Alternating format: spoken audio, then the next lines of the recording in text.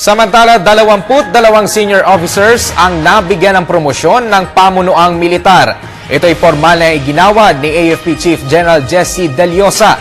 15 sa mga na-promote ay may ranggong general. Ito ay sa pangunguna ni Rear Admiral Jose Luis Alano bilang commander ng Central Command at Major General Virgilio Domingo, commandant ng General Staff College.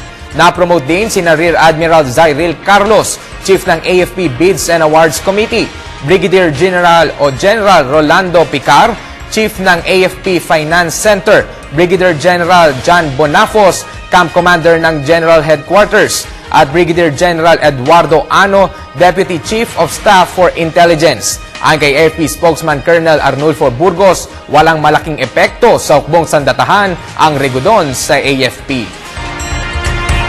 This movement is just part and parcel ng Armed Forces of the Philippines as these are progressive changes in the AFP. There's an upward movement because of senior officers retiring in the Armed Forces. So this is very welcome development for the officers, particularly those senior officers about to reach the prime of the career in the Armed Forces of the Philippines. So itong proseso lang nito is just very healthy in the AFP, and this is part of the dynamism of the AFP. We must keep pace with the constantly changing security situation, and also yung to address itong mga nagre-retire na mga personalities ng AFP.